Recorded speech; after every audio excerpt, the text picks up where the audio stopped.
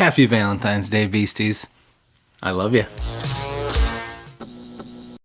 What's up, Beasties? It's me, it's Triple B, your friendly neighborhood bearded book beast. Welcome back to the channel. You're looking lovely today on Lovely Day, and I'm glad you're spending some time with me. I appreciate it. I hope you are having a fantastic Valentine's Day, and I hope you have a wonderful rest of your day and know that you are loved because I love you, Beasties. So, let's get into this. This video is going to be my top 5 romances in fantasy books that I love, and I'm excited to share it with you. Now, of course, I've got 3 honorable mentions because none of my lists can happen without honorable mentions. So, here we go. First honorable mention is because it's not a fantasy book, but it is for Orphan X, one of my favorite series, a thriller series.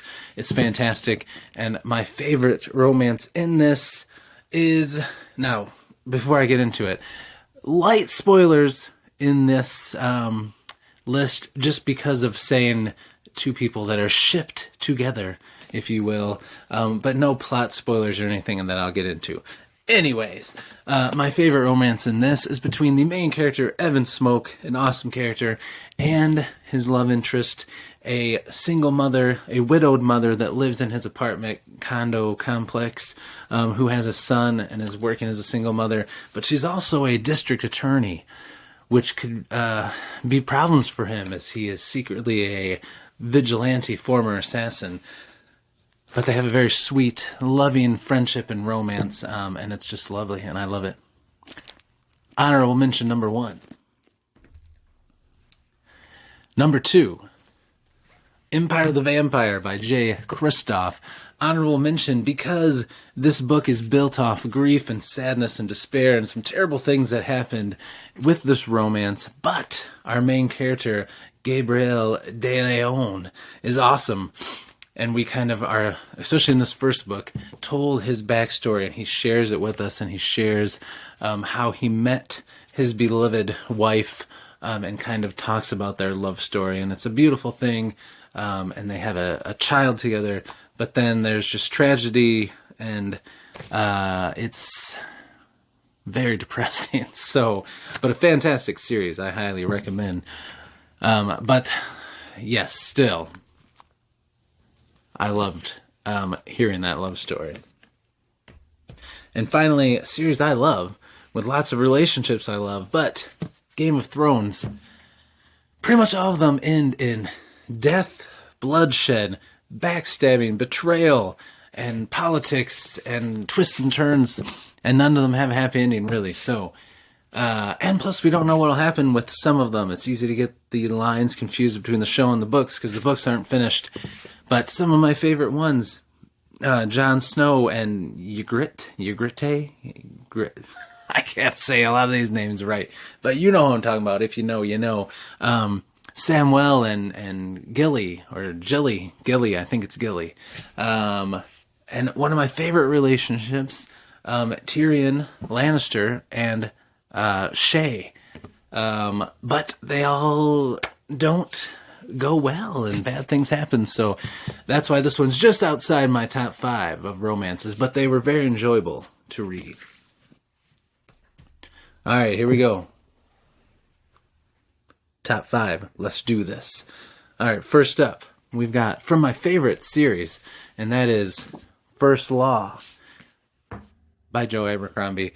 And there are a lot of in this that I really did enjoy. If you look at the different sets of trilogies even, I really loved one more than the others in each one, even though I liked a lot of them. I'll start with my least favorite one because it didn't end the way I wanted it to, but in the middle set of standalones, which aren't standalones, you had Shivers and you had Manza. And that was just a romance that was not great. It was a little toxic, and but I don't know, there was something to it where I just wanted them to fall in love and make it, and I liked both those characters. So that was one. In the Age of Madness trilogy, I loved Savine and Orso, 2 of my favorite characters. Loved their relationship, but they're all a little messy. But my favorite was in the first trilogy, and that would have to be Logan and Pharaoh. Just two tough as nails, wild, crazy characters, but their like little friendship and relationship that grew in the travels during these first 3 books was just somehow very sweet, and I actually really enjoyed it. And I wish it's just I'm not going to spoil anything. So that was my favorite, though. And in a dark world, anytime you can find some hope and some sweet romance, I latched onto it and I loved it. So that was my number 5. Number 4. This one is a little more straightforward.